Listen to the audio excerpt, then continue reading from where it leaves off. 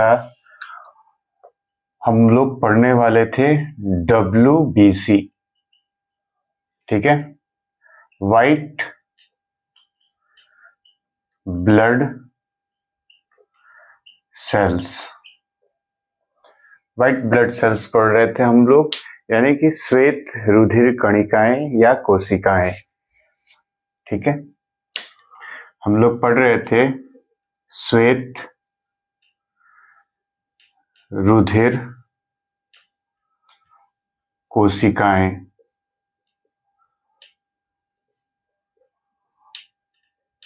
या कहिए श्वेत रक्त कणिकाएं या श्वेत रुधिर कणिकाएं। तो हम लोग इसको देखने वाले हैं व्हाइट ब्लड सेल्स के बारे में, ठीक है। तो जनरली हम लोग जानते हैं कि जो व्हाइट ब्लड सेल्स होते हैं, जो श्वेत रुधिर कणिकाएं होती हैं, वो हमारे शरीर में क्या करते हैं, प्रतिरक्षी का काम करते हैं। हमारे शरीर में पैथोजेंस, रोगाणुओं से होने वाले जो भी संक्रमण होते हैं उनसे क्या करते हैं, हमें प्रोटेक्ट करते हैं, बचाते हैं। तो उसी के बारे में पॉइंट टू पॉइंट क्या क्वेश्चन बनते हैं वो देख लेते हैं, ठीक है। तो WBC में हम लोग देखेंगे कि WBC का काम क्या होता है कि जो भी पैथोजेंस होते हैं, जो भी पैथोजेंस होते हैं, पैथोजेंस यानी कि पैथोजेंस मतलब रोगाणु, रोगाणु, ठीक है। ये पैथोजेंस जो होते हैं ये क्या करते हैं, एक विशेष प्रोटीन, ठीक है। पैथोजेन जो होते हैं वे एक विशेष प्रोटीन क्या करते हैं, एंटीजन का निर्माण करते हैं। किसका निर्माण करते हैं, ये जो पैथोजेंस होते हैं विशेष प्रोटीन किसका, एंटीजन, एंटीजन का निर्माण करते हैं, एंटीजन का निर्माण करते हैं। और यही एंटीजन हमारे शरीर में क्या होता है, संक्रमण का कारण बनता है। लेकिन घबराने की बात नहीं है, हमारे ब्लड सेल्स में क्या होता है, WBC होती है, श्वेत रक्त कोशिकाएं या श्वेत रुधिर कणिकाएं होती हैं। तो ये क्या करती हैं, ये भी एक विशेष प्रोटीन बनाती हैं, विशेष प्रोटीन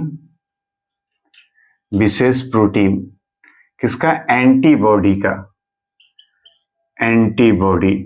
एंटीबॉडी का निर्माण करते हैं, एंटीबॉडी का निर्माण करते हैं, ठीक है।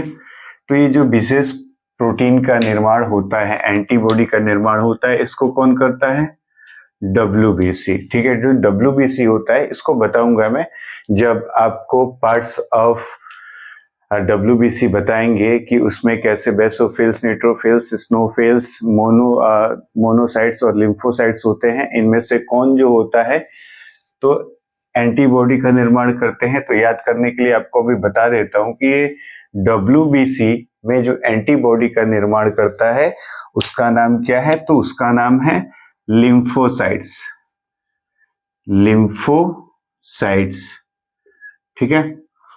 इसको आगे आपको बताऊंगा कि लिम्फोसाइट्स WBC में कितना परसेंटेज लिम्फोसाइट्स का होता है। और मेन याद रखिएगा कि पैथोजेंस जो होते हैं एक विशेष प्रोटीन एंटीजन का निर्माण करते हैं। तो WBC में भी जो लिम्फोसाइट्स होता है ये भी एक विशेष प्रोटीन रिलीज करके एंटीबॉडी तैयार करता है, जो इन पैथोजेंस से क्या करते हैं, लड़ने का काम करते हैं।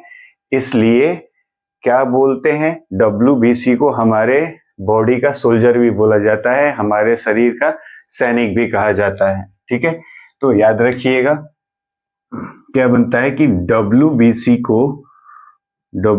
को हमारे बॉडी का सैनिक कहा जाता है, सैनिक कहा जाता है, ठीक है। याद रखिएगा, soldier of our body, soldier of our body. ये इस बात को समझ गए कि WBC को क्यों कहा जाता है सैनिक। पैथोजेंस जो होते हैं वो क्या करते हैं, विशेष प्रोटीन एंटीजन का निर्माण करते हैं।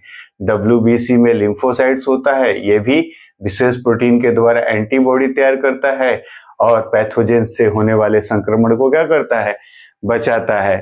तो ये जो लिम्फोसाइट्स होता है यही क्या करते हैं, एंटीबॉडी का निर्माण करके संक्रमण से बचाता है। इसलिए WBC को हमारे शरीर का क्या कहा जाता है, सैनिक कहा जाता है, सोल्जर ऑफ आवर बॉडी कहा जाता है। ठीक है।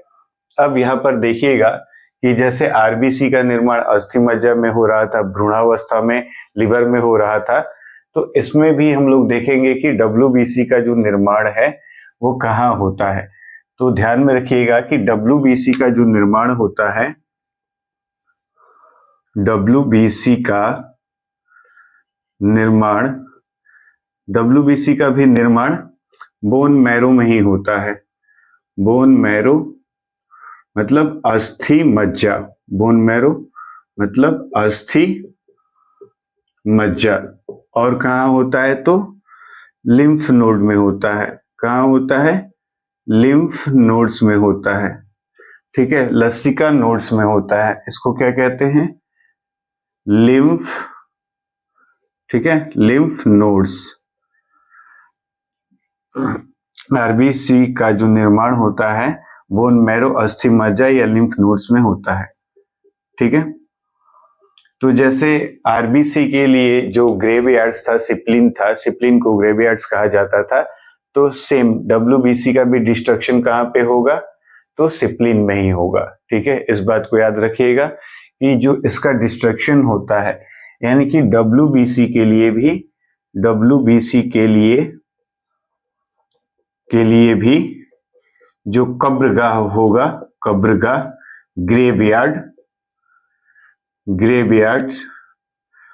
ग्रेवयार्ड्स, तो WBC के लिए भी जो ग्रेवयार्ड होगा वो कहाँ होगा, सिप्लिन ही होगा। ठीक है, पलीहा अपने पहले RBC वाले वीडियो में आपने देखा होगा, मैंने अच्छे से समझाया था उसमें।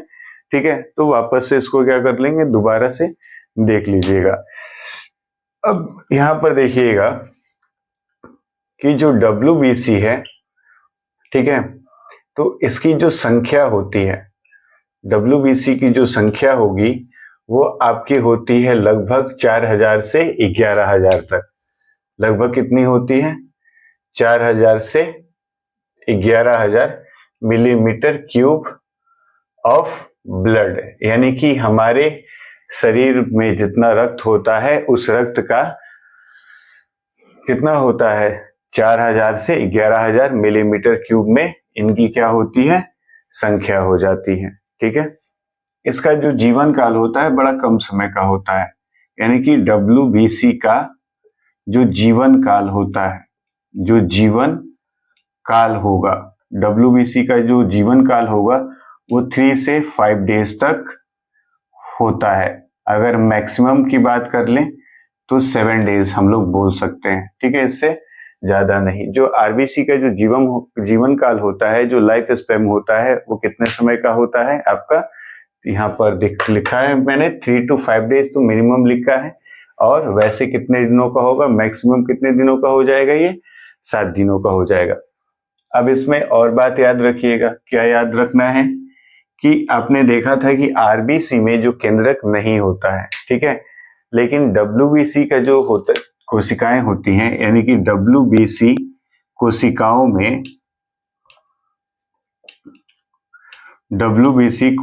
में केंद्रक मौजूद होता है, केंद्रक मौजूद होता है, याद रहेगा, मौजूद होता है।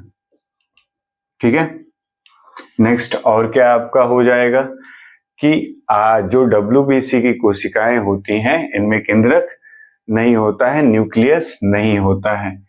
फिर आगे की जो बात है, अब इसमें देखिएगा, यहाँ पर पैथोजेंस वाली बात को देख लिए, विशेष प्रोटीन हमारे बॉडी में, ये सारी चीजें जो हैं आपने क्या किया, अभी देख लिया। फिर इसका देखा कि जो जीवन काल है वो कितने समय का है, और WBC कोशिकाओं में जो होता है वो क्या होता है, केंद्रक मौजूद होता है। अब इसमें देखिएगा कि WBC कोशिकाओं का WBC कोशिकाओं का कोई फिक्स्ड यानी कि कोई निश्चित आकार नहीं होता, कोई निश्चित आकार नहीं होता है, कोई निश्चित आकार नहीं होता है। ठीक है, ये बात भी याद रखिएगा कि ये इरेगुलर शेप होता है। इसका कैसा शेप होता है? इरेगुलर शेप होता है। ठीक है, यानी कि कोई आकार इसका फिक्स नहीं होता है, इरेगुलर हो जाता है ये। ठीक है, अब एक बार इस चीज को क्या करेंगे, हम रिवाइज करेंगे, फिर इसके बाद पार्ट्स ऑफ ब्लड को देख लेंगे। एक बार याद रखिए, WBC का मतलब व्हाइट ब्लड सेल से है, श्वेत रुधिर कोशिकाओं से है। तो कुछ ऐसे पैथोजेंस होते हैं, पैथोजेंस का मतलब होता है रोगाणु, जो हमें क्या करते हैं, यानी कि विशेष प्रोटीन एंटीजन का निर्माण करते हैं। विशेष प्रोटीन क्या करते हैं? एंटीजन का निर्माण करते हैं। WBC के पास क्या होता है? लिम्फोसाइट्स होता है। ये भी एक विशेष प्रोटीन एंटीबॉडी का निर्माण करता है, और ये जो एंटीबॉडी है ये एंटीजन के प्रभाव को, इफेक्ट को क्या कर देता है? कम करके हमारे शरीर को संक्रमण से क्या करता है? बचा लेता है। इसलिए WBC को हमारे शरीर का क्या कहा जाता है? सैनिक कहा जाता है, सोल्जर कहा जाता है। WBC का जो निर्माण है वो बोन मैरो, अस्थि मज्जा में ही होता है, या कहाँ होता है? लिम्फ नोड्स में होता है।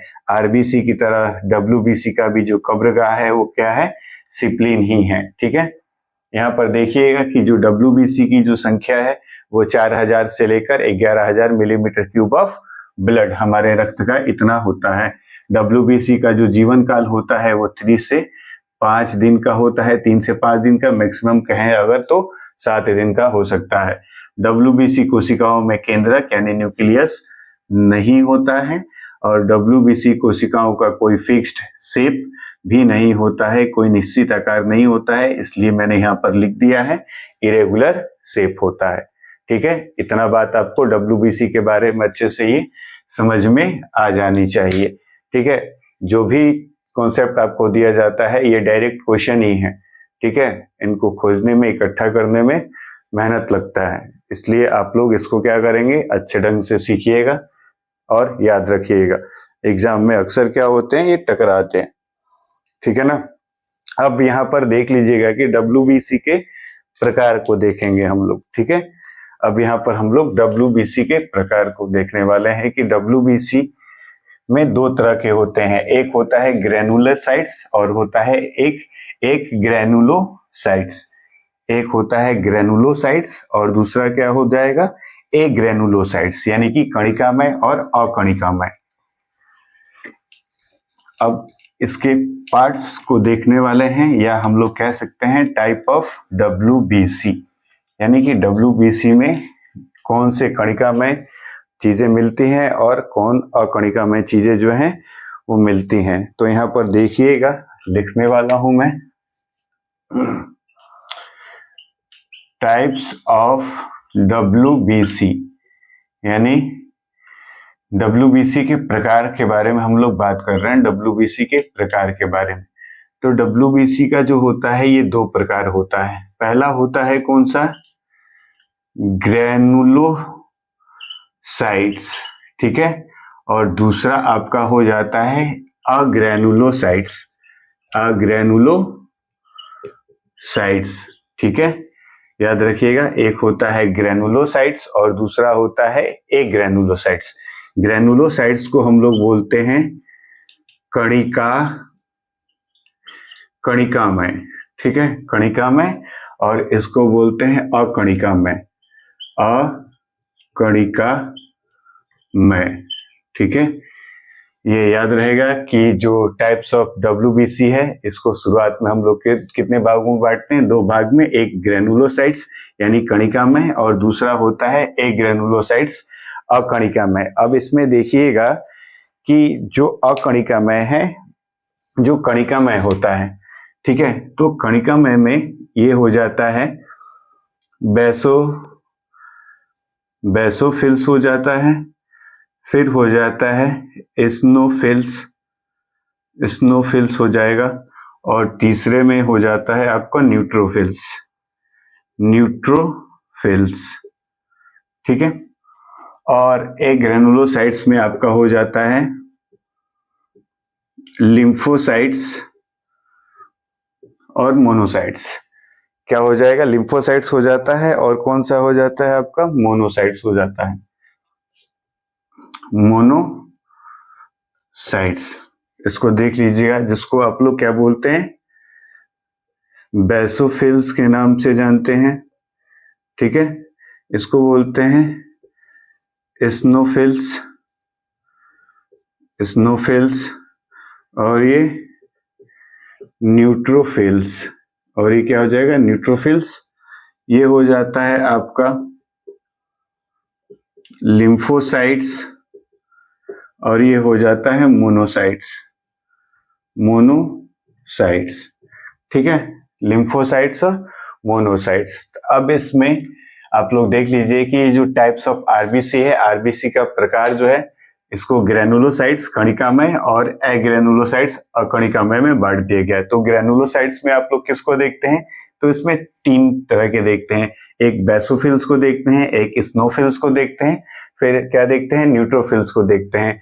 और ये एग्रेनुलोसाइट्स में किसको देखते हैं? तो लिम्फोसाइट्स को और मोनोसाइट्स को देखते हैं। अब इसमें एक चीज और याद रखिएगा कि ये जो न्यूट्रोफिल्स होता है लगभग 60 से 65% होता है ना। यानी कि सबसे अधिक, अगर डब्ल्यूबीसी में सबसे अधिक की बात की जाए, सबसे अधिक, तो सबसे अधिक कौन पाया जाता है? तो न्यूट्रोफिल्स पाए जाते हैं। सबसे अधिक कौन सा पाया जाएगा? न्यूट्रोफिल्स। और जो सबसे कम पाया जाता है, वो जो सबसे कम पाया जाता है वो आपका हो जाएगा बेसोफिल्स हो जाए। जो सबसे कम पाया जाएगा वो बेसोफिल्स हो जाएगा, जो लगभग 0 से 1% पाया जाता है, ठीक है। लगभग 0 से 1%, ये लगभग 2 से 3% पाया जाता है स्नोफिल्स। और ये जो लिम्फोसाइट्स है लगभग आपका 20 से कितना परसेंट? 25% पाया जाता है। और ये मोनोसाइट्स लगभग आपका 7 से 8% तक, यानी कि 2 से 8% तक कह सकते हैं। यानी कि 2 से 8% तक लगभग ये मोनोसाइट्स पाया जाता है, ठीक है। अब इसको देख लीजिएगा। तो यही जो है, क्या मैंने बताया कि जो टाइप्स ऑफ आरबीसी है, ग्रेनुलोसाइट्स है, कणिकामय है, और ये क्या है? एग्रेनुलोसाइट्स अकणिकामय है। तो इसको किस में बांट दिया गया है? बेसोफिल्स में, जो लगभग 0 से लेकर 1% तक होता है। और दूसरा होता है स्नोफिल्स, जो 2 से 3% होता है, और ये सबसे कम होता है डब्ल्यूबीसी में। सबसे कम, अगर डब्ल्यूबीसी में सबसे कम की बात करें तो सबसे कम क्या होता है? बेसोफिल्स होता है। और उसके बाद कौन होगा? तो 2 से 3% में स्नोफिल्स होता है। और जो सबसे अधिक पाया जाता है वो कौन सा होगा? न्यूट्रोफिल्स होता है, ठीक है। और ये रहा आपका लिम्फोसाइट्स, इसका नाम पहले भी लिखा था। यही जो है क्या करता है? संक्रमण से बचाता है, संक्रमण से बचाता है, ठीक है। यही क्या करता है? संक्रमण से बचाता है। और ये मोनोसाइट्स है, जो लगभग 2 से 8% तक, यानी 2 से 5% तक कहिए, चाहे 8% तक, इन सब की मात्रा जो है सब में अलग अलग हो सकती है। ये पहले भी मैंने आपको बताया है कि ये अप्रोक्स डाटा लिया जाता है, क्योंकि बॉडी, यहाँ पे क्या देखने को मिलता है कि बॉडीज में इंडिविजुअल डिफरेंस होता है। इंडिविजुअल डिफरेंस की वजह से इनकी संख्या जो है बढ़ती भी है और घटती भी है, ठीक है। अब एक और चीज देख लीजिएगा कि इसमें आपको देखना है कि जो WBC, यानी कि WBC और RBC का जो रेशियो होता है, 1 कितना होता है? 1:600 होता है। यानी कि एक WBC पर 600 RBC कोशिकाएं पड़ जाती हैं। ये क्या होता है हमारे बॉडी में? WBC और RBC का ये क्या बताया मैंने? रेशियो बताया, ठीक है। अब जैसे हमने आरबीसी में देखा था कि आरबीसी की कमी से कौन सा रोग होता है, ज्यादा हो जाए तो कौन सा रोग होता है, तो यहाँ पर भी डब्ल्यूबीसी में भी ये चीज देखने को हमें मिल जाती है, ठीक है। इसको भी क्या कर लेते हैं? लिख लेंगे। एक बार इसको देख लीजिए आप लोग। मिटा रहा हूं इसको, देख लीजिएगा।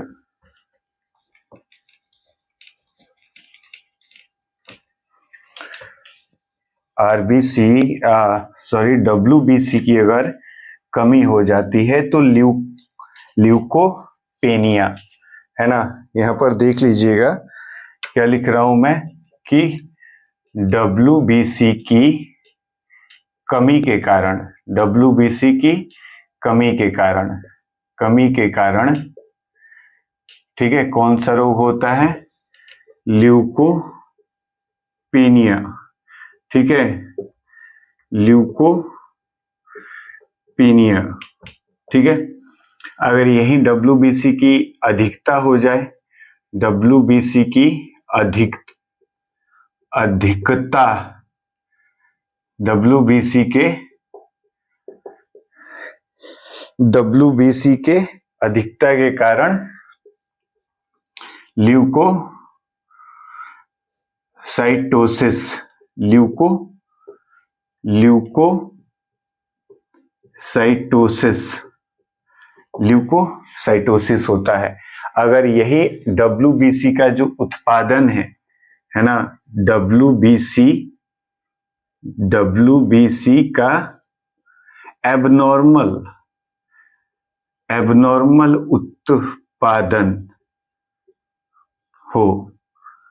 एबनॉर्मल उत्पादन कहने का मतलब है कि एक हेल्दी पर्सन में WBC की जितनी मात्रा का प्रोडक्शन होना चाहिए, अगर उससे ज्यादा बन रहा हो या कम बन रहा हो, यानी कि लगातार अनियमित रूप से ये बढ़ रहा हो, घट रहा हो, तब क्या होता है? तो ल्यूकेमिया होता है। क्या होता है?